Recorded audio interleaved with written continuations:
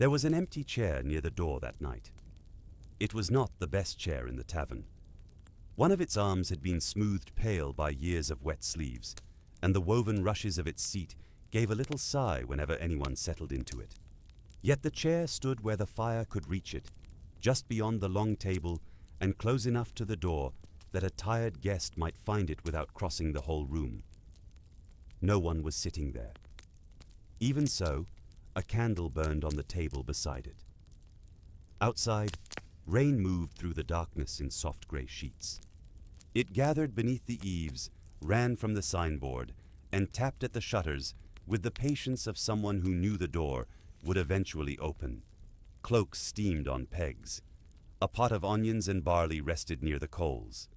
Somewhere at the far end of the room, a traveler had begun a song and forgotten the second verse, which caused no complaint, for most good tavern songs have survived worse injuries than that. A woman warming her hands around a cup noticed the candle and asked the keeper whom it was for. The keeper looked toward me. Perhaps he thought the question belonged to storytellers. Perhaps he simply had bowls to wash. In either case, I told the woman that the candle was for whoever had not yet reached us. She glanced at the rain-black window. "Do you expect someone?" Even the man who had misplaced the second verse of his song seemed willing to wait before searching for it again. So I told them that there had once been a town where such a candle would not have seemed strange. In that town, one light was kept for every traveler, whether expected or not. Some said the custom had begun after a winter storm. Others claimed it was older than the road itself, and a few believed that no traveler who saw one of those flames could ever be entirely lost. I cannot promise that last part is true. But I can tell you what happened when the town nearly ran out of candles. The town was called Greyhaven, though there was nothing grey about it in fair weather. Its roofs were red clay. Its upper windows were painted blue or green, according to the taste of each household. On clear mornings, the walls caught the eastern sun and held it so warmly that travelers approaching from the valley often mistook the pale stone for gold. Greyhaven stood where two mountain roads met. One climbed from vineyard country in the south, passing through villages where the houses wore vines over their doors. The other descended from the northern wool country, narrow and steep, with low walls of stacked stone to mark its turns. The roads entered Greyhaven through separate gates, crossed at a market square, and left together through the eastern arch toward the great river towns. People rarely went to Greyhaven merely to arrive there. They passed through on their way to somewhere else. This did not trouble the citizens. A town may build its life around departures as naturally as another builds around harvests. Wheelwrights kept rims ready in common sizes. Smiths repaired buckles while their owners ate breakfast. Bakers learned which loaves could survive 3 wet days in a saddlebag. Children could identify distant provinces by the mud on a wagon, and the old men playing stones beneath the market awning knew, without asking, whether a newcomer needed a bed, a stable, a chapel, or a quiet place in which to regret a purchase. Near the eastern gate stood the House of Small Lights. It was part inn, part candle shop, and part something for which Greyhaven had no proper word. The front room belonged to Sabine Ma, who served meals and rented beds. The narrow room beside it belonged to Elian Rook, who made candles. Between them ran an open archway, so the fragrance of broth and bread mingled daily with beeswax, tallow, flaxwick, rosemary, and smoke. The house took its name from the shallow shelves along the common room walls. After sunset, those shelves held rows of small candles.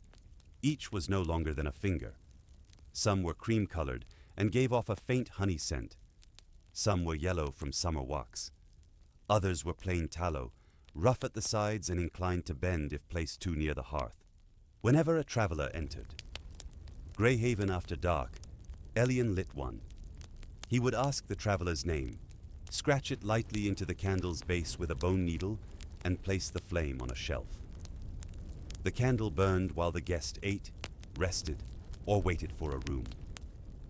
At dawn, whatever remained was wrapped in paper and given to the traveler for the road. No one was required to pay for it. Many offered a coin anyway. Elian always refused. He was a quiet man, 34 years old, with dark hair that never stayed tied and hands kept smooth by warm wax. He did not dislike conversation, though strangers sometimes thought he did. Elian merely believed most words improved when given a moment before being spoken. By the time he had prepared a reply, faster people had often moved on to another subject.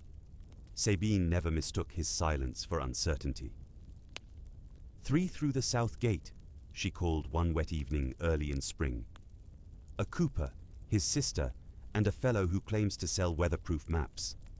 Whether they remain maps after the rain is a separate matter.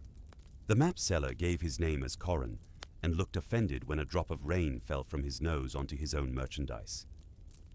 Elian carved each name, lit each wick, and set the candles side by side. Den thanked him. Lysa smiled. Corin asked whether the candle came with his supper. "No," said Sabine. "Your supper comes with your supper." Two brothers who spoke only when the other had finished. A widow carrying 3 pear trees as thin-rooted saplings in a cart. A child who whispered his name to the flame instead of to Elian. Elian's mother had taught him the custom. Her name was Leora Rook, and she had kept the candle room before him. She had been quick where he was patient, and cheerful where he was reserved. She could pour 12 candles in the time it took most chandlers to untangle a wick. During winter, she sang to the dipping rack, not because wax required music, but because silence, she said, should never be allowed to believe it owned the room. When Elian was 9, she began waking him before sunrise to help trim the traveler's candles. When he was 12, she permitted him to carve the names. When he was 16, she placed the taper in his hand and let him light the first flame of the evening. "As long as a road passes our door," she had told him, "no one arrives in darkness." Years later, when Leora grew ill, Elian took over the dipping, the carving, the careful accounts, and the nightly lighting. On the final clear morning she saw, he carried her chair to the doorway. She watched the north road brighten beneath the sun. A wagon rolled through the gate, and though it was far too early for candles, she raised one hand as if greeting someone she knew.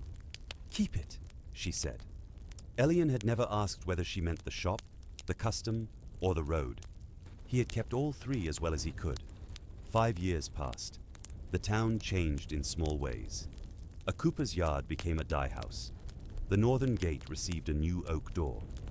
Sabine replaced every cup in the common room after a shelf gave way during a particularly enthusiastic wedding supper. But each night, Elian lit the candles. His wax came from Briar Vale, a lower valley 2 days southwest of Greyhaven. Hives stood there among apple orchards and hawthorn hedges, and Yisrafen tended more of them than anyone else. She delivered wax to Elian at the beginning of each month from early spring until the first heavy snow. It arrived in flat golden cakes wrapped in linen, carrying the soft scents of honey, smoke, and whatever had been blooming when the bees worked. The first spring delivery was due on the 4th day of rain. Elian prepared the storeroom before breakfast. He counted his remaining wax, moved a barrel of tallow aside, swept the floor, and set the brass scale on the table. Isra was never late without sending word. She liked the road, disliked excuses, and kept time with the seriousness of a bellkeeper. Morning passed. No wagon came. By noon, the rain strengthened. Water streamed down the North Road stones and formed a brown channel beside the market square. Sabine stood beneath the inn sign, holding the edge of her apron over her hair while she peered toward the southern gate. "She may have stayed in Low Ford," Sabine said when Elian joined her. "No sense dragging a wagon through this." He counted the wax again, though counting cannot increase a thing unless the first count was badly done. There were 32 pounds of beeswax, enough for household orders already promised, and perhaps 6 evenings of traveler candles if the road remained quiet. The tallow barrel would stretch farther, but much of it was needed for the inn lamps, and spring tallow was coarse. It smoked, softened quickly, and smelled faintly of boiled turnip, no matter what herbs Elian added. He decided to wait until evening before worrying. At dusk, a horn sounded from the southern wall. It was not the long, rising call for a caravan, nor the short double note for a messenger. It was the gatekeeper's warning, travelers approaching in poor conditions. Sabine opened the inn door before they arrived. Elian brought towels, blankets, and the kettle from the back hearth. Through the rain emerged a mare led by a woman on foot. Her cloak was dark with water, and mud covered her boots to the ankles. Behind the mare came 9 people, 2 cloth merchants, a mother and grown daughter from the wine country, 3 hired guards, a man carrying cages of sleepy pigeons, and an elderly pilgrim whose broad hat had collapsed over one ear. The woman leading them was Mara Ven, a road messenger known throughout the western counties. Elian recognized the small brass feather pinned beneath her collar. He had lit candles for her many times, though she rarely stayed longer than it took to drink broth and change horses.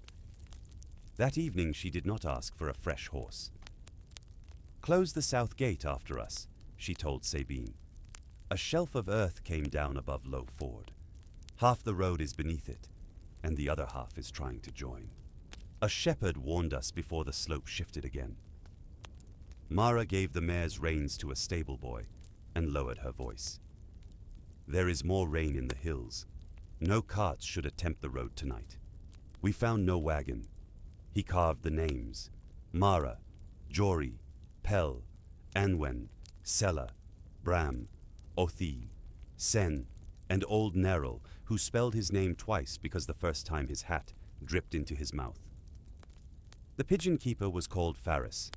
He had 8 birds and requested that they not receive separate candles. "They would only argue over the shelf," he said. The flames brightened the room. Wet clothes began to dry. The travelers bent over their bowls, and the pigeons settled beneath a cloth. For a little while, the custom did exactly what customs are meant to do. It gave everyone something familiar to trust, while the weather behaved strangely. The next morning, the eastern road was found blocked as well. The trouble there was not a landslide, but water. A mountain stream had escaped its usual channel, crossed a pasture, and filled the low stone passage beyond the eastern arch. The road to the river towns lay beneath water, deep enough to turn carts aside. To the north, loose rock had fallen across 2 bends, leaving a path narrow enough for a person, but not a wagon. Greyhaven, built because roads met there, had become a place from which no road could safely be taken. Travelers continued to arrive before the gatekeepers understood the extent of it. A wool caravan entered from the north, 6 carts, 14 drovers, and a merchant named Oren Dale, who worried about damp more than danger. From the south came 3 apprentices returning to their masters, a woman with a basket of medicinal roots, and a family moving east with a loom tied to their cart. 2 monks walked in at midday, grateful for any roof. A limping soldier came alone near sunset and asked for nothing but water and a corner where he would not be stepped on. Sabine filled the house of small lights, then the stable loft, then the meeting room of the Dyers' Guild across the lane. Other inns did the same. The baker extended his ovens into the night. The town council opened the old grain hall. Citizens carried straw mattresses from attics and found themselves housing people whose destinations they could not pronounce. Elian lit, candle after candle. The shelves filled. Small flames stood in rows, each with a name hidden beneath it. Their light reached the beams above and set shadows moving between the rafters. To the stranded guests, the sight was beautiful. Some stood quietly before finding their beds. Others searched for their own candle among the many and smiled when they found it. To Elian, the shelves looked like a sum he could not afford. He returned to the storeroom after midnight and counted what remained. 24 pounds of beeswax. 7 days, he thought, if no more came. Then he heard the south gate horn again. This time, the travelers were carrying an injured wheel between them, as if it were the body of some round and inconvenient saint. Elian closed his eyes for one breath. Then he took up his taper and went to learn their names. By the third evening, Greyhaven had become a town of borrowed spaces. Travelers slept in counting rooms, workshops, haylofts, and the empty gallery above the chapel. A spice seller from the coast shared a cooper's shed with 4 northern shepherds and spent most of the night sneezing. The family with the loom had been given the schoolhouse, where their smallest child solemnly arranged wooden letter blocks beside the hearth. Orendale's wool carts stood beneath every awning that could keep off rain, and Oren himself walked between them with an oiled cover over his head, looking like a worried green mushroom. The citizens adapted. They had long been accustomed to strangers, though usually in smaller portions. Soup pots grew deeper. Doorways acquired unfamiliar boots. Half the town learned that the southern phrase for good morning sounded very much like the Greyhaven phrase for mind the goat. At the House of Small Lights, Sabine slept for 3 hours at a time and seemed offended by all of them. She fed 40 people from a kitchen built for 20, negotiated the sharing of 9 beds, found a dry corner for Farris's pigeons, and persuaded the town reeve that his unused records room would not collapse beneath 6 pilgrims merely because they came from the west. Elian continued his usual work.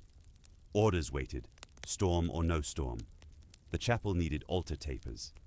A widow named Hessa had requested morning candles for the anniversary of her husband's death. The night watch required 12 thick rounds. Sabine required lamp candles, kitchen stubs, and whatever could be spared for the guest rooms. And each time the gate horn sounded, the shelves required more. On the 4th morning, Sabine found Elian shaving hardened drops from the work table. He had sorted them by color into shallow bowls. Honey gold in one, cream in another, gray tallow in a third. "You are saving floor scrapings," she said. "Table scrapings. How many evenings? Then we stop. They need warm rooms, safe stairs, bread ovens, and lights that will not set fire to borrowed blankets. A candle with a name beneath it is kind. It is not more necessary than any of those things." Her conclusions felt wrong in a place deeper than argument. He thought of Leora's hand over his, steadying the taper. No one arrives in darkness. "I promised," he said. Sabine's expression softened, but only slightly. "You promised your mother to keep a light. You did not promise to empty every storeroom in town, proving that you remember her. I have orders." He melted the scrapings, strained the gray mixture through linen, and tried to improve its scent with dried thyme. It smelled, when finished, like a turnip that had spent an afternoon considering a garden. At midday, Mara Ven entered the workshop. She had repaired her cloak and polished the mud from her boots. Rest did not make her seem still. Even seated on a stool, she gave the impression of waiting for a gate to open. "Sabine says you are running short," she said. "Sabine says many things." "Seal wax is too brittle," Elian said, "and some of these have resin. I had ridden from Bellwater with a letter sewn into my sleeve because I was too frightened to trust a bag. I came through your door, wet, hungry, and convinced everyone could see that I had never carried a royal dispatch before. You gave me a candle, though your hand shook worse than mine. Use what you can." It contained 7 candle ends, a lump of wax wrapped in a page from an old account book, and a note written in a careful child's hand, for the travelers. Elian carried the basket to Sabine. "Did you do this?" he asked. She was slicing onions. "I have no need to leave gifts outside a room I enter 20 times a day." "The blue pair came from Mistress Hessa," he said. "She says her husband always preferred a busy room to a silent remembrance. She will use the traveler's candles for his anniversary instead." A baker offered a box of clean beeswax drippings saved from winter lanterns. A weaver gave several pounds of mutton tallow she had intended for soap. The chapel surrendered a bundle of old votive stubs. Children searched cupboards under adult supervision and arrived carrying fragments as proudly as treasure. Some contributions were less so. Elian received a ball of tar, 2 pieces of pale cheese, and a bar of scented washing soap from a traveler who insisted it was almost certainly wax. He returned the tar, identified the cheese before melting it, and kept the soap because Sabine said the kitchen needed it. The stranded guests joined in. Den the cooper stripped wax from the thread he used to seal barrel seams. Faris scraped old drippings from the bases of his pigeon cages. Orrin Dale, after a long private struggle between generosity and expense, donated 4 fine candles from his counting wagon. Elian sorted everything. He melted compatible waxes together, tested wicks, and poured small rounds in mismatched shades. Red seal wax produced a rose-colored streak. Blue household wax cooled into cloudy veins. Tallow made the candles soft and humble, while chapel beeswax gave them a faint golden smell. They were unlike any traveler's candles Leora had made. When Elian set the first mixed batch on the shelf that night, he expected embarrassment. Instead, the guests gathered closer. Every candle was different. One leaned, another had 2 colors divided at the middle. A third bore a thin blue spiral where the wax had cooled unevenly. Yet when Elian lit them, their flames stood as straight as any others. "Which is mine?" asked the youngest child from the family with the loom. Elian showed her a cream candle, mottled with red. "It looks like sunrise," she said. He had thought it looked like a mistake. That night, with the shelves full of uneven colors, the house of small lights seemed warmer than before. People pointed out fragments they had donated. Hessa recognized the blue wax from her home. Orrin claimed a golden stripe, though no one could prove it came from his candles. Mara found a red thread from her sealing sticks and followed it with one finger around the softened base. The room no longer held candles Elian had made for travelers. It held candles the town had made with them. The distinction stayed with him after everyone slept. Still, scraps were scraps. By the 6th morning, the rain had weakened, but news from the roads had not improved. A gate runner reported that another section of the southern slope had moved. The eastern passage remained flooded. The northern turns could be crossed on foot, but pack animals would risk the loose edge. There had been no word from Yisra. The travelers began to worry about what waited beyond Greyhaven. The apprentices had masters who expected them. The root seller feared her plants would spoil. Orrin inspected the wool until the very sight of him made the drovers sigh. Mara had 3 messages in her satchel, each becoming later while she remained still. The townspeople worried too. The mill had flour for 10 days. The butcher had salted meat, but fresh fodder for the crowded animals was already scarce. If the southern road remained closed, more than wax would fail to arrive. The town council met in the grain hall. Elian did not attend. Chandlers were invited to councils when prices, fires, or guild disputes were involved, and this problem had begun to include all 3, but he remained in his workshop.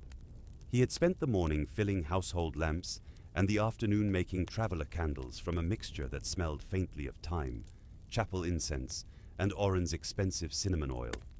At sunset, Sabine returned from the meeting. "They are rationing lamp use," she said. "1 common room per house after dark. No work lamps after the 2nd bell, unless the work is for food, shelter, road repair, or healing. The Reeve said objection is free and wax is not. They are already the size of fingers." It was the sound of his mother's shears at dawn. It was Mara, arriving young and frightened. It was a child's name whispered to a flame. It was proof that Greyhaven remained, Greyhaven even when the roads failed. It was a promise whose meaning he had never needed to explain, because until now, no one had asked what it cost. None of those answers became words. Sabine touched his sleeve. 3 nights. A few glanced at the shelves, perhaps wondering whether the candles would be lit later. Mara did not ask. Brother Alden paused beneath them and studied the empty holders before drawing his cloak closer and walking to the chapel. Elian sat in his workshop without lighting his own lamp. He had obeyed the counsel. Wax remained in the storeroom. No guest had fallen from an unlit stair. Nothing had been lost that could be weighed. Yet the house felt as though it had forgotten a word. Near midnight, he heard a faint knock at the outer door. Elian crossed the common room and opened it. Thomas Reed stood beneath the eaves, holding a rolled blanket and a covered clay bowl. He was 17, narrow-shouldered, brown-haired, and usually seen above town with the communal sheep. His uncle kept the north pasture and complained frequently that Thomas knew every path except the one leading promptly home. "My aunt sent broth," Thomas said, "for the soldier with the bad leg. Are there no more travelers? I never used it." It did not end with a bright clearing or a sudden blade of sunlight. The drops simply grew farther apart until the roofs ceased ticking and the gutters emptied themselves into the lanes. Mist rested against the walls of Greyhaven.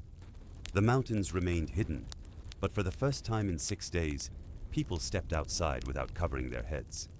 The town smelled of wet stone, soaked straw, chimney smoke, and bread. Hope followed the change in weather, though cautiously. Gate runners went out at first light. Drovers inspected wheels. The stranded apprentices folded their blankets. Orendale ordered his wool carts, harnessed before Sabine persuaded him that a dry sky did not mean a dry road. By mid-morning, the first reports returned. The eastern water had begun to fall, but a section of roadbed had washed away beneath it.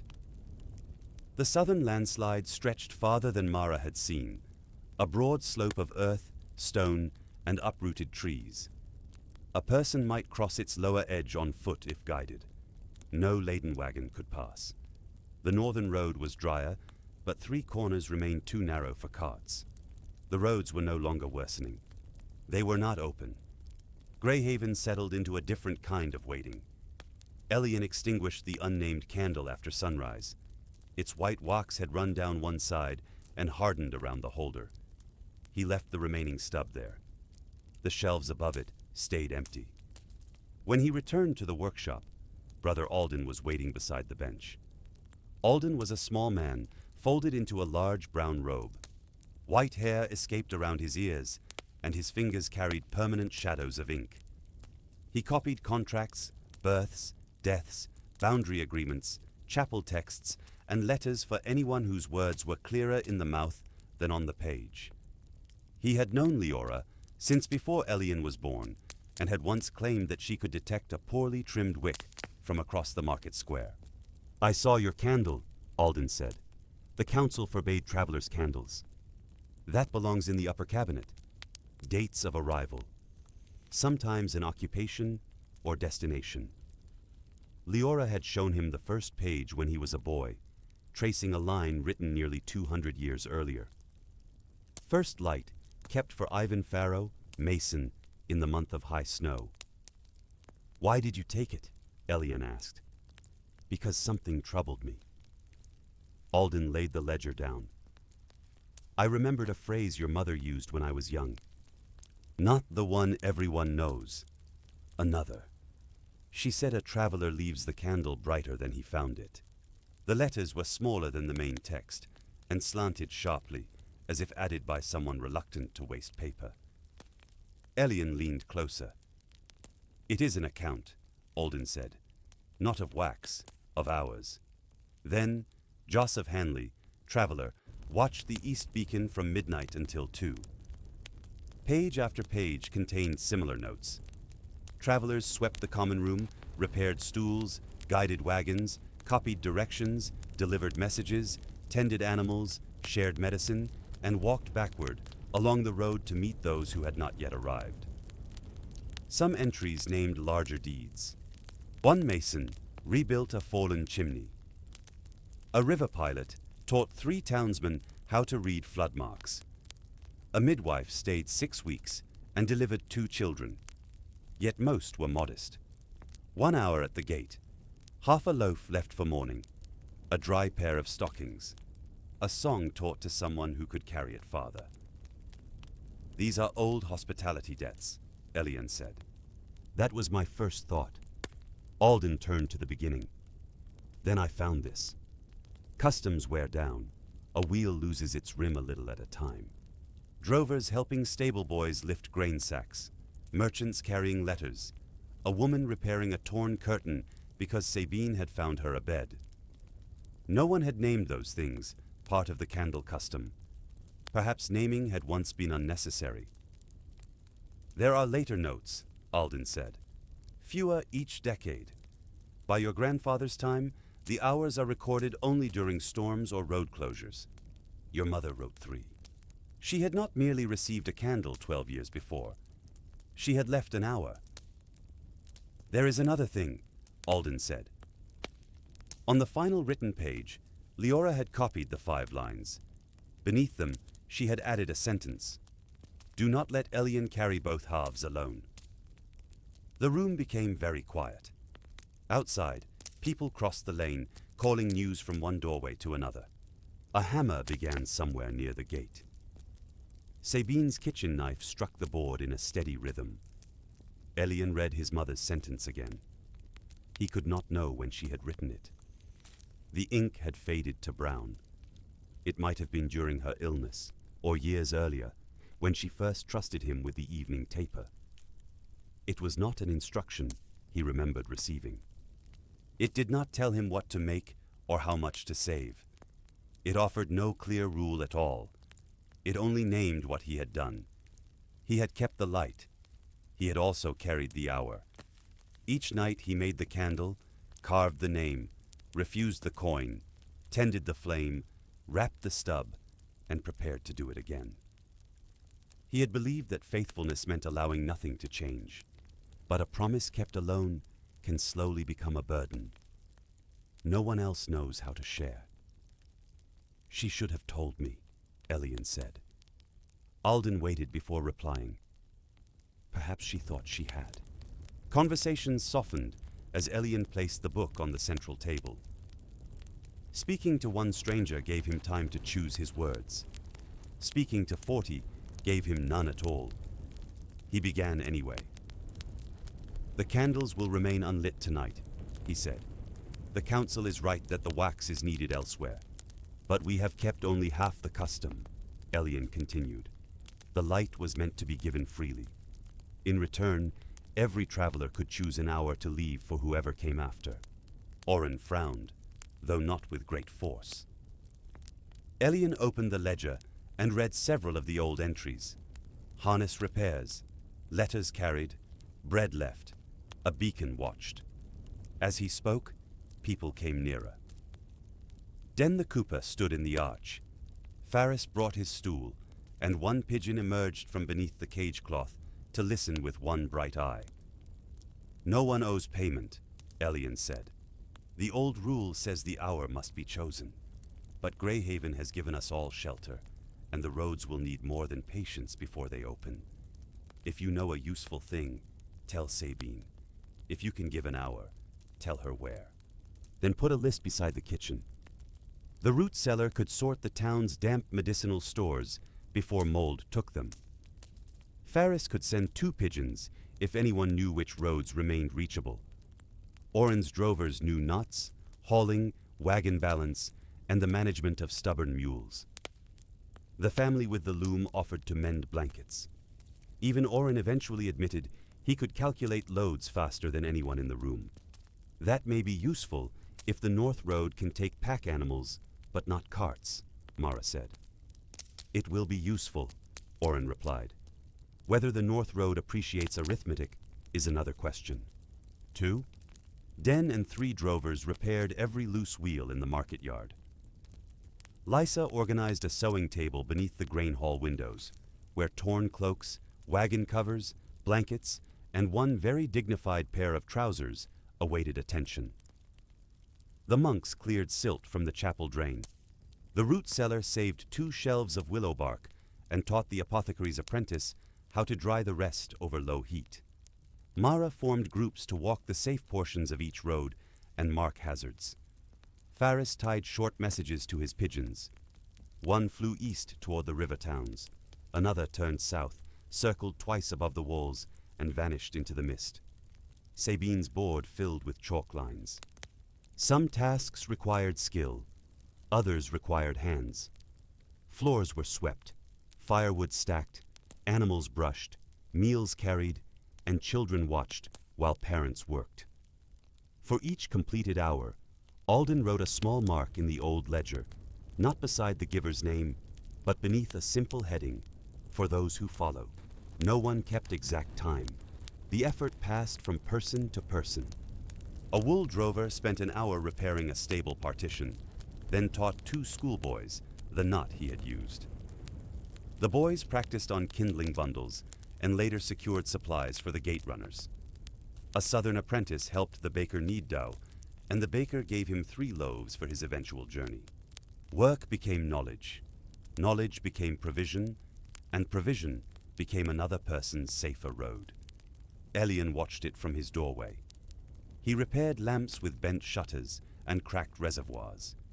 He showed children how to braid wicks without leaving loose fibers. He accepted every scrap of wax brought to him, but no longer tried to turn all of it into named candles. Some became kitchen lights, some sealed jars, some waterproofed thread for boot repair. A block of good beeswax went to the gate runners, who rubbed it over their cloak seams before climbing the wet paths. At dusk, the shelves remained dark. The house did not.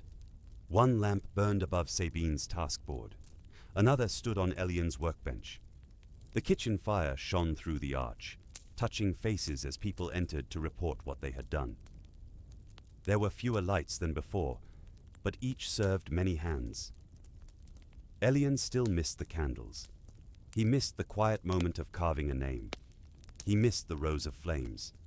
Acceptance did not arrive all at once, merely because an old ledger had explained what he should have known. Yet, when he saw Mara add another road report to the board, or Thomas Carey repaired harness to the grain hall, the empty shelves seemed less like a failure. They had become a space waiting for the custom to return in a different form. On the second afternoon of shared hours, Faris's eastern pigeon returned. The bird landed on the inn roof, exhausted and wet around the wings. Its message came from Millcross, the nearest river town. The flood there had fallen. Millcross could send flour and lamp oil. Once the eastern road was repaired, but its bridge crew was already working downstream. Greyhaven would need to rebuild its washed passage alone. The southern pigeon did not return. Elian asked Faris what that meant. "It may mean the coat is damaged," Faris said. "It may mean the bird rested. It may mean she found grain and developed strong opinions about employment. Thomas had mentioned the path, then said it was not suitable. Mara sent for him. They met in Elian's workshop because it was one of the few rooms not full of beds. Thomas stood by the dipping rack, shifting his weight. Mara spread a rough map on the bench. It showed the south road, Low Ford, Briar Vale, and the dark line of the ridge. "You said there is a path from the upper pasture to the Hawthorne Valley," Mara said. There was. "Can you see the Beekeeper Road?" Elian noticed then that Thomas wore road boots rather than pasture clogs. They were old but newly greased. A small leather pouch hung beneath his belt, and the blanket roll he had carried 2 nights before sat near the wall. "You were leaving," Elian said. Thomas went still. Mara folded her arms. "Through the shepherd path? I meant to go south." Thomas had not told his aunt and uncle because his uncle would refuse, and because Thomas feared that, if his aunt asked him to stay, he might. He had packed food, saved a candle, and planned to leave before dawn. Then the rain began. He had waited 1 day, then another, until every road closed. "Why keep the path secret now?" Mara asked. Thomas looked down. "If I show everyone, My uncle will know how I meant to go." "The ledger does not say you must give the hour," Elian said. Mara glanced at him, but remained silent. "It says freely chosen," Elian continued. "If you guide us, the choice remains yours. If you do not, we find another way." Thomas stared at the rough map. At length, he placed one finger on the upper pasture. "The path begins behind the blackthorn wall," he said, "but the first marker fell. If you follow the wall too far, you reach a sheep shelf with no way down." It climbed above the slide, crossed a saddle between two ridges, and descended through old charcoal woods into Briar Vale. There was a spring near the halfway point, and an abandoned shepherd shelter before the descent. In clear weather, the trip took 5 hours. In mist, it might take twice that. "We leave at first light," Mara said. Thomas swallowed. "I will guide you." "One." He gave to Mara. The other he gave to Thomas. "No names?" Thomas asked. "Not this time." The rain had been spring rain, but the mountains kept their own calendar, and the air descending from the ridge carried winter in it. Sabine packed bread, hard cheese, onions, and a flask of broth. Faris provided a pigeon in a narrow traveling cage. Brother Alden copied a message in letters, large enough to read in poor light. Elian wrapped the 2 candle cups in wool and placed them in Mara's satchel. Thomas's aunt came to the gate. Her name was Rena Reed. She was a broad, strong woman who managed the communal flock accounts, delivered lambs in storms, and could make her nephew feel 12 years old by pronouncing both halves of his name. His uncle did not come, though a repaired ash walking staff leaned against the gatehouse wall. "He left that," Rena said. "He claims it was not for you. He says he was tired of stumbling over it. After you come home by the path, you were clever enough to hide from us." The small door within the great southern gate opened. She and Thomas passed through, their steps fading into mist. Elian watched until the door closed. He had rarely left Greyhaven. As a boy, he traveled once to Briar Vale with Leora, and twice to the river fair. Since taking the shop, his farthest journeys had been to farms within a morning's walk. Roads brought what he needed: wax, wick thread, salt, dyes, news, strangers. He stood at their crossing and allowed the wider world to come to him. That morning, as Mara and Thomas disappeared beyond the wall, he understood that remaining in one place did not make a person separate from travelers. Someone kept the lamp. Someone prepared the return. Those were parts of the road too. He went back to work. The town divided its effort between the 3 blocked routes. To the east, citizens rebuilt the washed passage with stone, brushwood, and gravel. Den shaped braces for a temporary retaining wall. Oren calculated how much weight the repaired ground could take and offended everyone by being correct, in a particularly satisfied manner. The family with the loom twisted damaged wool into thick ropes. Children carried stones, no larger than their hands, and placed them where a road builder directed. At the northern bends, shepherds and drovers cleared loose rock. They worked without striking the unstable cliff, lifting one stone at a time and rolling it into wooden sledges. The limping soldier from the inn, whose name was Garin, could not climb with them, but he sat near the gate and repaired their gloves with patient stitches learned during years of marching. No one attempted to clear the southern slide. It was too broad. Instead, gate runners marked a safe foot crossing along its lowest edge and set poles where the ground held firm. Elian's work took him through every part of town. He carried waterproofed wicks to the East Road crew. He repaired the shutter on a watch lamp above the northern gate. He taught Sabine's youngest kitchen helper to make rushlights by drawing peeled reeds through warm fat. The rushlights burned quickly and smelled plain, but they saved better candles for rooms where people slept. In the afternoons, he returned to his bench and worked on a different problem. The old traveler candles had used more wax than the town could spare, even when made small. Yet abandoning the light entirely felt unnecessary now. The ledger had not said each traveler required a whole candle. It said, for every traveler, a light. Elian experimented. He tried thin waxed threads floating in oil, but they drowned. He tried shallow clay cups, but the potter could not make enough quickly. He cut metal discs from damaged lantern linings and bent their edges upward. Those reflected well, but grew hot. He sliced rush pith, braided it with flax, and tested how little wax could sustain a flame for 1 hour. At first, the results were discouraging. One wick burned so fast it vanished between 2 sentences. Another smoked until Sabine entered, opened every shutter, and informed him that a tradition which blinded its guests had limited promise. A third flame remained perfect for nearly an hour, then tipped into its wax and extinguished itself with what Elian considered an air of deliberate insult. Brother Alden recorded each trial on scraps of ruined parchment. Why? Elian asked. Future chandlers deserve to know how many ways a tiny candle can fail. A small disc of wax rested inside a polished tin cup with a short braided wick held upright by a drop of resin.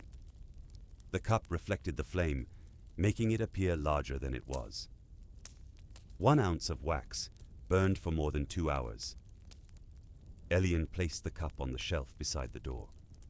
There were still too many stranded travelers to give each a separate light. So Alden suggested another old practice found in the ledger. Each shelf could represent a road. 1 light for those who had come from the north, 1 for the south, 1 for the east, and 1 beside the door for anyone still outside. The council allowed 4 ounces of wax.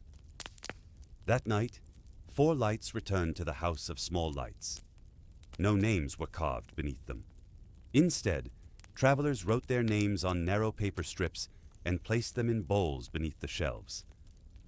Oren wrote the names of all 14 drovers because he did not trust their spelling.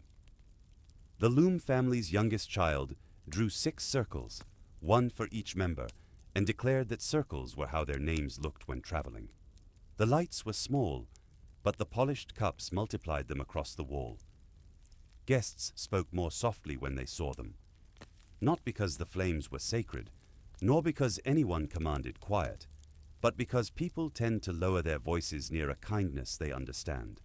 Elian stood in the arch and felt, for the first time since the shelves went dark, that he had not merely reduced the old custom. He had allowed it to breathe. Meanwhile, Mara and Thomas climbed. They followed the north edge of the landslide until the broken road vanished beneath fallen earth. Thomas found the blackthorn wall, located the place where the marker stone had once stood, and turned uphill through wet grass. The shepherd path was no more than a pale seam between heather and rock. Rain had cut channels across it. In shaded hollows, old snow remained under a skin of pine needles. Mara walked behind Thomas, placing her boots where he placed his, and saying little. Below them, the valley mist shifted. At times, Greyhaven's walls emerged in the distance, small and bright. Then cloud moved between, and the town disappeared. "Does this frighten you?" Mara asked after they had climbed for an hour. Thomas considered giving the brave answer. The mountain offered too much silence for a convincing lie. Yes. "Fear notices loose stones," she said. "Panic steps on them. Pride pretends they are not there. Keep the first, leave the others." The bird rose above them, circled once, and flew toward Greyhaven. Thomas watched it go. What did the message say? The hawthorn hedges were white with early blossom. The orchards stood in orderly rows. Water flashed in the lower fields, and several roof tiles were missing from the beekeeper sheds. Yet smoke rose from cottages. Sheep moved in a meadow. The valley was not ruined. Thomas searched for the wax wagon. They found it near the old charcoal woods. It stood beneath a canvas shelter beside the beekeeper road, with one rear wheel removed. 3 people worked around it. Even at a distance, Mara recognized Yzrafen by the red scarf tied over her silver hair. The descent took longer than it appeared. The path twisted through pine and hazel, crossed a field softened by rain, and emerged behind a low stone apiary. Bees moved sluggishly around the hives, venturing out during the pale warmth of noon. Yisra saw them coming and planted both hands on her hips. "If Greyhaven sent a messenger to ask why I am late," she called, "you may carry back the wheel and explain it. Greyhaven sent a chandler's worry, a copyist's letter, and a shepherd who was nearly a mason." The wagon had been caught when the creek rose across the road. No one was hurt, but the wheel struck a submerged stone and split its hub. They had carried the wax cakes to high ground before more water came. The road north of them remained passable for half a mile, then disappeared beneath the landslide. "We could send wax over the shepherd path in packs," Mara said. Yisra shook her head. "Not enough to supply a town, and I have oil, honey, medicine, and letters waiting here too. Greyhaven will need the wagon." It climbed gradually from the beekeeper road, joined the ridge near an old watch shelter, and descended through the upper pastures. "I thought it had grown over," Thomas said. "It has," said Yisra. "Growing over is not the same as ceasing to exist. Near Greyhaven, it crossed a shelf of pale stone where fog gathered every evening. The road's outer markers had fallen.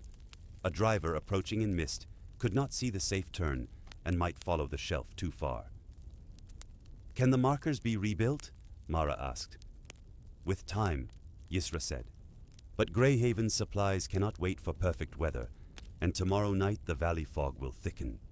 If there were lights along the upper wall and the shepherd ridge, a driver could keep them on the left until the safe turn.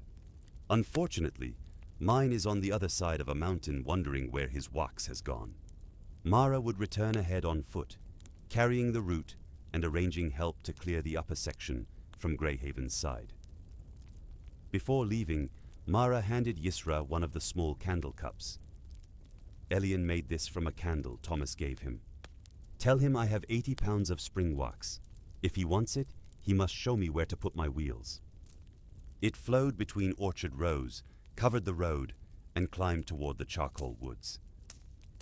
Thomas stood outside the apiary, listening to the soft movements of the hives, settling for night. Cale joined him. The mason smelled of rain, leather, and fresh-cut ash from the new wheel hub. "Your uncle refused my letter," Cale said. Thomas looked down. "I thought he might." "If I go," Thomas said, "Rena will have more work." In Greyhaven, Ferris's pigeon arrived before evening bell. The message sent the town into motion. Mara's brief words gave the path, the condition of Briar Vale, and the plan for the wagon. At the bottom, Thomas had added a sentence: "Need lights on upper wall and ridge. Many lights. Fog tomorrow." Sabine read the message twice, then carried it to Elian. He was pouring the last of the day's ration into 4 tin cups. "How many is many?" he asked. "Mara will know when she returns. For the town as well, no." She entered through the small southern door, carrying mud on her boots, a torn sleeve, and a branch of white hawthorn blossom caught beneath one strap of her satchel. She had walked quickly from the shepherd shelter, descending the path by moonlight, while the ground was firm. Elian, Sabine, Alden, and the Reeve waited in the inn kitchen. A single lamp burned above the table. Mara spread Yisra's map beneath it, and used cups, spoons, and pieces of bread to represent the ridge. "The wagon can reach this turn by late afternoon," she said, moving a salt cup along the charcoal road. "Fog rises from the lower fields before sunset. If the driver reaches the stone shelf after the markers disappear, the safe descent lies here." "How long is the shelf?" asked the Reeve. "Half a mile." More lights across the high pasture would point toward the shepherd ridge. The final line would descend to the safe turn. If the wagon kept the lights on its left, it would remain on firm ground. The Reeve counted positions on the map.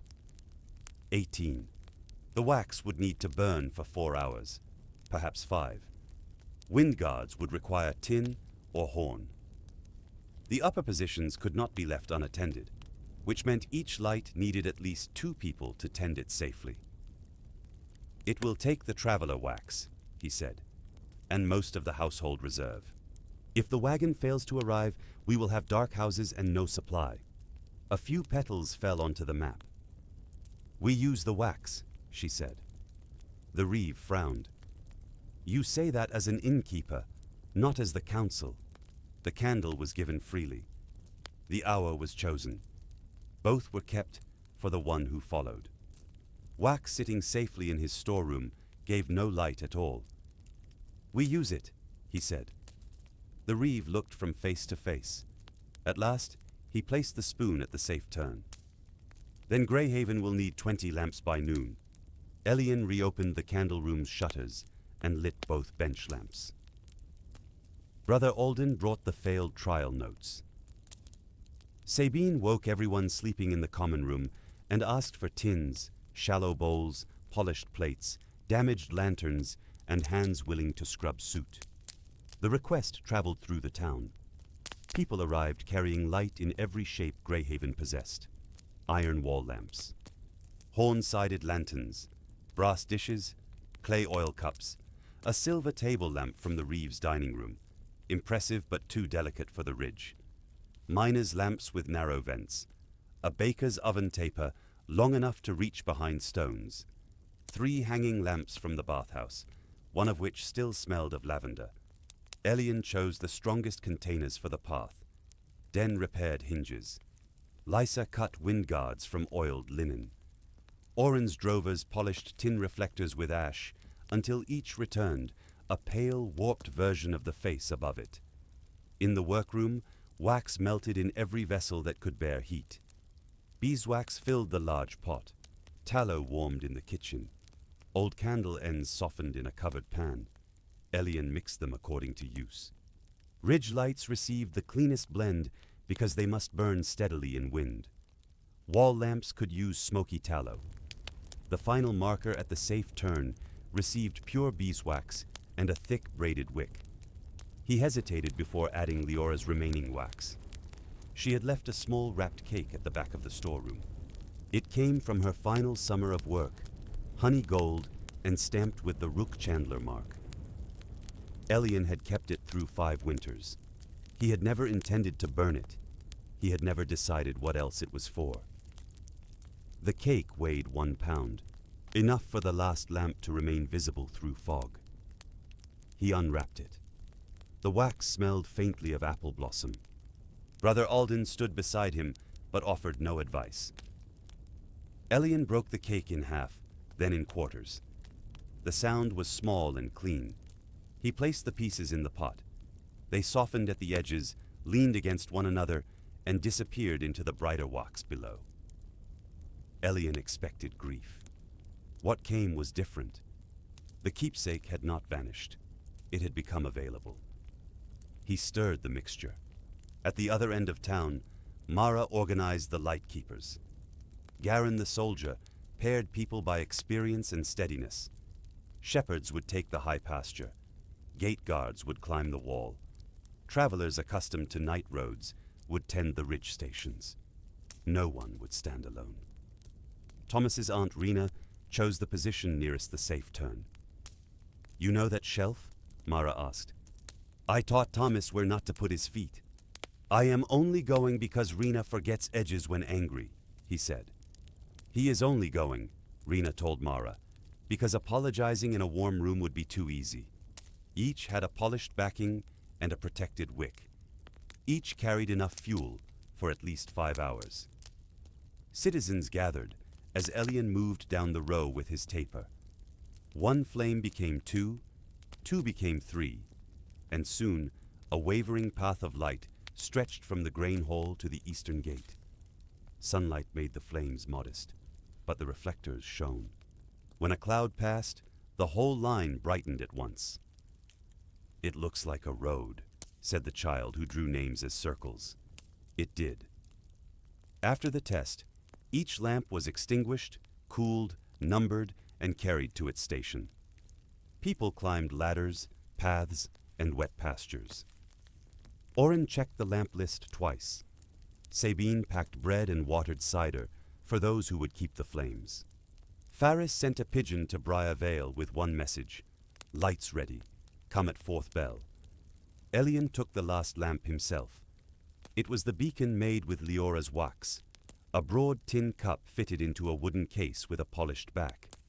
He carried it with Mara to the lower ridge, where the line from Greyhaven turned toward the high pasture. From there, the town looked close enough to hold in 2 hands. Its wet roofs shone. The roads reached its walls and stopped. Along the upper walk, keepers waited beside dark lamps. Mara pointed toward the southern valley. "The fog is beginning." The 4th bell sounded from Greyhaven. Elian opened the shutter of his tinder lantern. He lit the beacon. Across the valley, another flame answered from the wall. Then another. Lamps appeared one by one, climbing from Greyhaven toward them.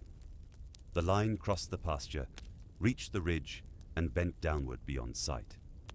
20 points of amber light joined the town to a road that no one could see. The fog rose. It softened the lower lamps first. Their flames became golden blurs, then cleared again as wind moved the mist. Keepers adjusted shutters. Tin reflectors turned. On the wall, dark figures walked between stations carrying covered tapers. Elian tended the beacon. Its pure wax burned with a steady center. The apple blossom scent was too faint to survive the wind, yet he imagined it there. They waited. The first hour passed in practical talk. Mara explained how she remembered unfamiliar roads. Elian described the way. Different fats altered a wick. Both subjects were more interesting in the cold than either might have expected. The second hour passed more quietly. Fog covered Greyhaven's lower walls. Only the upper lamps remained visible, seeming to float without stone beneath them. Farther along the ridge, someone sang a low shepherd tune. Another keeper picked up the final line, then another, until the melody traveled beside the lights. No wagon appeared. At the 3rd hour, wind strengthened. One lamp in the high pasture went out. Its neighbors held steady while the keepers relit it. Another began to smoke. Elian saw its reflector turn aside as someone trimmed the wick. Mara watched the southern darkness. "They may have delayed," she said. "Because of the fog? Until the fuel is better used elsewhere." Thomas had tied a sheep bell beneath the wagon, so its movement could be followed where sight failed. The note came slowly at first, then settled into a gentle rhythm. Along the ridge, keepers called to one another. Shutters opened wider. The lights leaned toward the charcoal road. The wagon remained invisible. Its bell approached. Hooves struck stone somewhere below. A wheel creaked. Voices drifted upward, broken by mist. Elian had known roads all his life from their gates. He knew the squeal of an axle entering town, the change in hoofbeats. When earth became cobble, the moment a traveler raised tired eyes and saw the inn sign, he had never understood how much trust gathered before that arrival. Below him, a driver steered toward lights placed by people she could not see.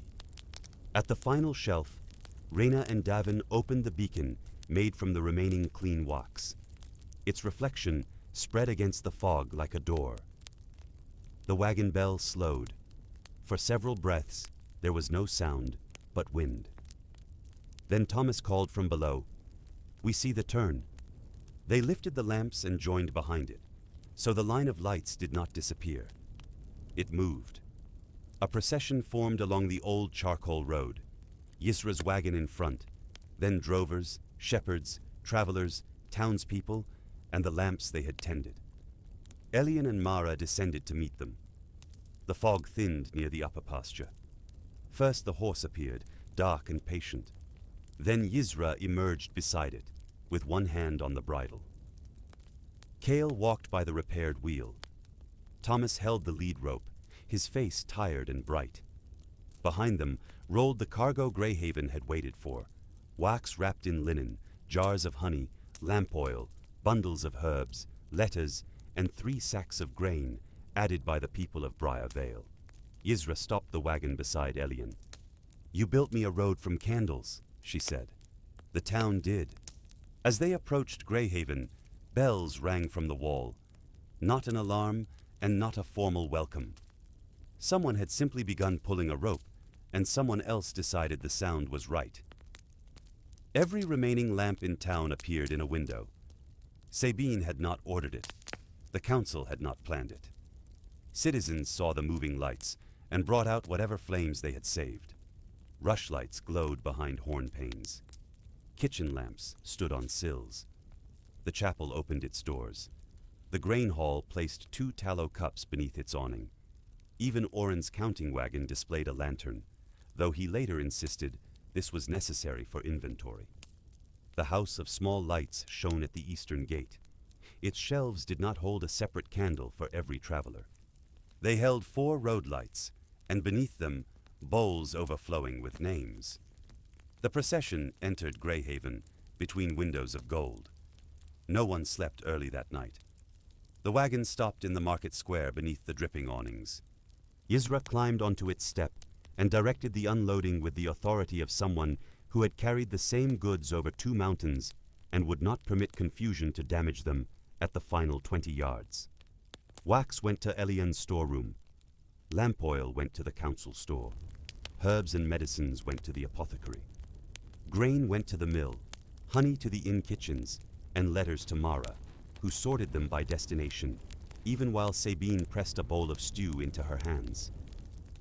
The townspeople who had kept the ridge lights returned cold, muddy, and pleased. They filled the house of small lights until there was no room to sit. Bowls passed overhead. Wet cloaks hung from every peg. Thomas told the story of the charcoal road 3 times, though in his version, the fog thickened with each telling and the wagon wheel became less trustworthy. Elian did not correct him. He placed the 20 lamps on the common room tables. Most still held a little wax.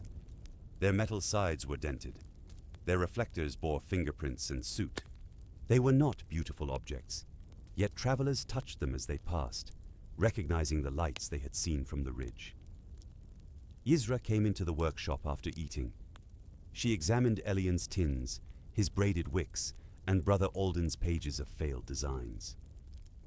Then she unwrapped the first cake of new spring wax. It was the color of warm cream and smelled of hawthorn. "The bees worked between storms," she said. "They dislike waiting as much as merchants do, but complain more quietly. And you can send me 20 of those little tin lamps before autumn." "Your mother kept a lamp in our apiary one summer," she said. "Did she tell you?" "She told everyone Silence should not own a room." Perhaps she had intended to make a feast candle. Perhaps she had kept the wax simply because its scent reminded her of the apiary. But it had found a road. That was enough. The next morning, Greyhaven began repairing more than it had before the wagon came. The successful crossing changed how the town understood its closed roads. The southern highway would remain blocked until a large crew could clear the slide, but the charcoal path offered an alternative. With trimming, stonework, and new markers, it could carry pack trains and light carts between Greyhaven and Briar Vale. Cale the Mason stayed to direct the work. Thomas served as his guide, and before the first crew departed, stood with Rena and Davin in the pasture above town. Elian did not hear everything they said. No one did. The 3 chose a place beyond the wall, where private words could scatter into the wind. He saw Thomas speaking first. Davin looked toward the sheep. Rena listened with both hands around her walking stick. At length, Davin answered. His arms moved once in irritation. Thomas answered again. Rena said something that caused both of them to fall silent. They returned an hour later. Thomas would begin his masonry apprenticeship in Briar Vale after the southern route opened. He would live with Cale's family, learn through autumn, and return for lambing season, while his uncle trained another shepherd. The arrangement did not satisfy Davin completely. It did not satisfy Thomas completely either. That was how Elian knew they had spoken honestly. "Stones still do not need winter feed," Davin complained at supper. "No," Thomas said, "but walls fall if no one learns to mend them." Orendale inspected it with Den and the Reeve. He calculated the safe weight of each cart, divided his wool into smaller loads, and agreed to let half his drovers return for the remaining bales. The first cart crossed without sinking. The second followed. By afternoon, the route to Millcross was open to light traffic. Mara left with that second cart. Her messages were late, but not useless. Before departing, she added 3 entries to the traveler ledger. She credited Thomas with the path, Faris with the pigeons, and Greyhaven with 20 lights. "You forgot yourself," Elian said. "Messengers carry the account. We do not need to stand inside every line." Mara Ven, traveler, carried the first news beyond the closed roads and returned with the way forward. She read it, shook her head, and allowed the ink to dry. Then Elian lit one of the new travel cups for her. Mara wrote her name on a paper strip and placed it in the eastern bowl. "It is smaller," she observed. "The light is not." Then she descended toward the river towns, carrying letters that had waited and news that waiting could end. Departures followed. The medicinal root seller left first, her baskets packed with fresh dry moss from Greyhaven.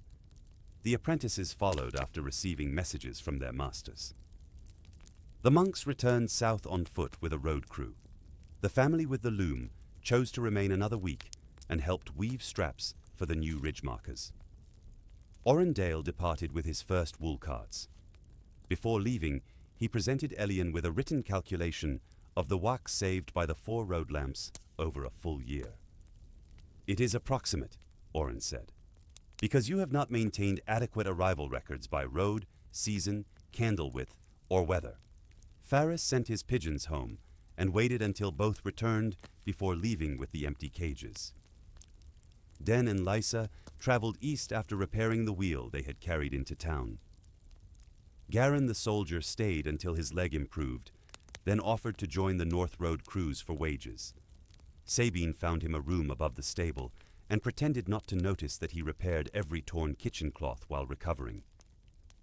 Each traveler chose an hour. Some had already given days. Others left small things: a swept floor, a bundle of kindling, a repaired buckle, directions copied clearly, or food placed beside the door. Brother Alden filled 12 ledger pages. When someone tried to list the monetary value of a task, he dipped his pen and crossed the number out. "Hours are not coins," he said. "Their worth depends on when they arrive." If only one traveler arrived, all 4 lights still burned for a short while, because an empty road might contain someone not yet seen. Those who preferred the old small candles could purchase one for the journey. The fee was modest, and no one was refused for lack of coin. Children still enjoyed finding their names scratched beneath the wax, and Elian was glad to keep the bone needle in use. Above the shelves, Brother Alden painted the 5 lines from the ledger. For every traveler, a light. From every traveler, an hour. Let the light be freely given. Let the hour be freely chosen. Let both be kept for the one who follows. Sabine placed the task board below them. Even after the roads opened, names continued to appear. A traveler might offer to carry a letter east. A wheelwright might mend a cart. A scholar might read to someone with tired eyes. A cook might leave a recipe. A shepherd, a weather sign. A mason, the location of a safe spring. Not every guest participated. A gift required freedom, and freedom included refusal. Some travelers were ill, grieving, hurried, or simply unwilling. Their lights were given all the same. Elian learned not to measure what returned. Spring unfolded across the mountains. Hawthorn bloomed along the repaired charcoal road. Stone markers rose where the fog had hidden the safe turn, each capped with a shallow place for a lamp. Cale taught Thomas how to bed the stones, so frost would not lift them. Davin inspected the work, found 3 faults, and returned the next day to help correct them. The southern highway reopened after 6 weeks. By then, many travelers preferred the upper route in fair weather because the view was wide and Briar Vale sold good honey cakes. The House of Small Lights became busier than before. Elian did not mind. He still worked quietly. He still paused before speaking. He still counted wax twice and trimmed every wick as though a crooked flame were a personal argument. But his workshop arch remained open wider. Apprentices came to learn the travel cups. Citizens borrowed molds. Chandlers from 2 neighboring towns wrote for instructions, and Brother Alden sent them copies of both the successful method and several of the failures. One warm morning. At the beginning of summer, Thomas came to say goodbye. He wore a new leather apron rolled beneath his arm. His pack held tools, 2 shirts, a repaired blanket, and more food than he believed necessary. Reyna and Davin waited in the market square beside Cale's cart. "I brought something," Thomas said. From his pocket, he took a small candle. The wax was uneven, and the wick leaned so far that it appeared to be listening. A streak of red sealing wax ran through the middle. Elian turned it carefully. "Did you make this?" "I am not leaving," Elian said. "Neither was I, until I was. The hour hidden beneath the light." He had not crossed the ridge, but something in him had left one way of living and arrived at another. "When should I burn it?" he asked. "When you take the road." Thomas looked back as the cart passed beneath the southern gate. Elian raised the candle. Thomas raised one hand. The cart followed the road toward Briar Vale. Elian kept the candle through summer. He placed it beside Leora's bone needle, not hidden in the storeroom, but ready on the bench. He saw it whenever he worked. The red streak glowed when evening light entered the window. In early autumn, Yisra sent word that the high hives were heavy and the bees would be moved before the cold. She requested the 20 tin lamps Elian had promised and added that they would not transport themselves. Sabine read the letter over his shoulder. "You could send them with a carter," she said. "I could."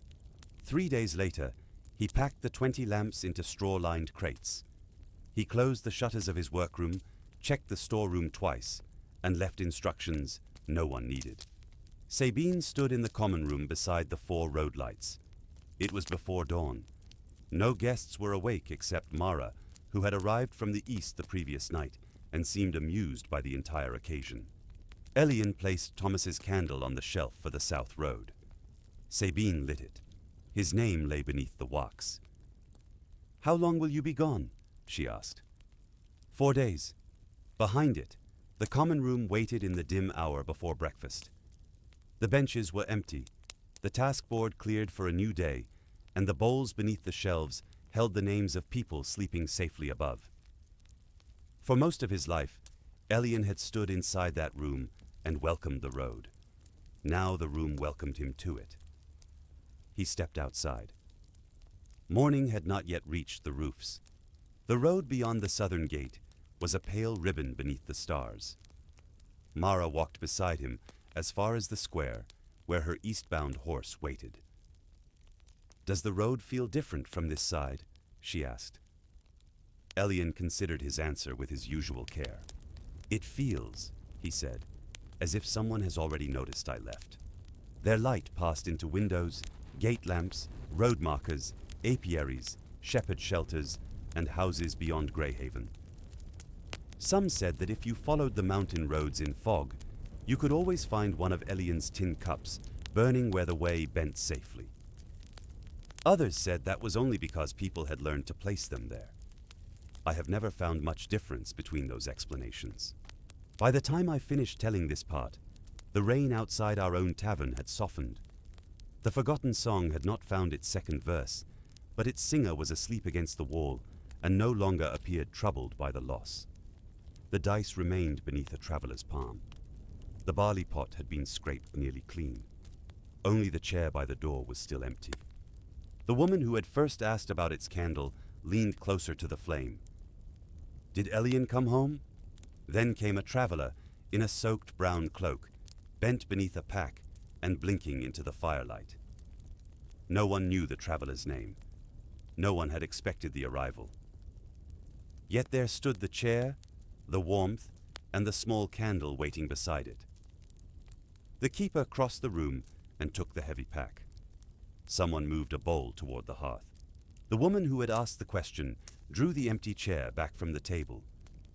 The traveler sat.